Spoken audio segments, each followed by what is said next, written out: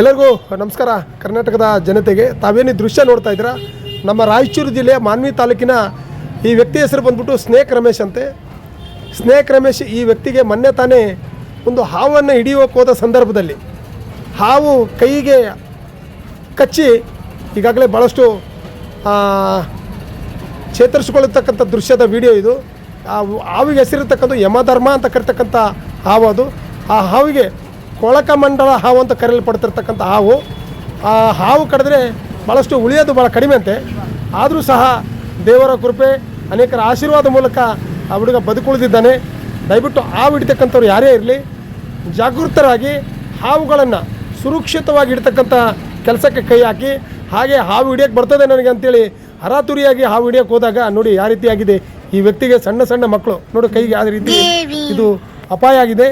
ಮುಂದಿನ ದಿನಗಳಲ್ಲಿ ಯಾವೇ ವ್ಯಕ್ತಿಗಳು ಹಾವು ಹಿಡಿಯೋ ಸಂದರ್ಭದಲ್ಲಿ ಯಾರೋ ಬಗಲಲ್ಲಿದ್ದಾರಂತ ಶೋಕಿ ಮಾಡೋಕ್ಕೆ ಹೋಗಿ ಹಾವು ಹಿಡಿಯೋದು, ಮತ್ತು ನನಗೆ ಹಾವು ಹಿಡಿಯೋಕ್ಕೆ ಬರುತ್ತೆ, ನಾನು ಪ್ರಬುದ್ಧನಂತ ಹಾವು ಹಿಡಿಯೋಕ್ಕೆ ಹೋಗಿ ನಿಮ್ಮ ಅಪಾಯಕ್ಕೆ, ನಿಮ್ಮ ಪ್ರಾಣಕ್ಕೆ ತುತ್ತು ಮಾಡಿಕೊಳ್ಳೋಕ್ಕೆ ಹೋಗ್ಬೇಡಿ. ದಯವಿಟ್ಟು ನೋಡಿ ಸ್ನೇಹಿತರೆ, ನೋಡಿ ಕೈಗೆ ಯಾವ ರೀತಿ ಈ ಹಾವನ್ನು ಕಚ್ಚಿದೆ ನೋಡಿ.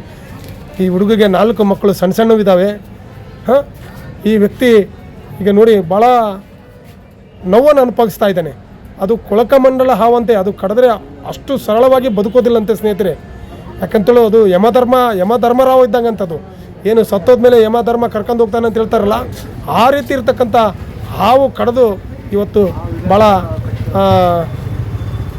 ತನ್ನ ಜೀವನ ಏನು ಜೀವದಲ್ಲಿ ಹರಸಾಹಸ ಪಟ್ಟು ದೇವರ ಕೃಪೆ ಮೂಲಕ ಆರೋಗ್ಯಕರವಾಗಿ ಆಸ್ಪತ್ರೆಯಲ್ಲಿ ಚಿಕಿತ್ಸೆ ಪಡ್ತಾ ಇದ್ದಾನೆ.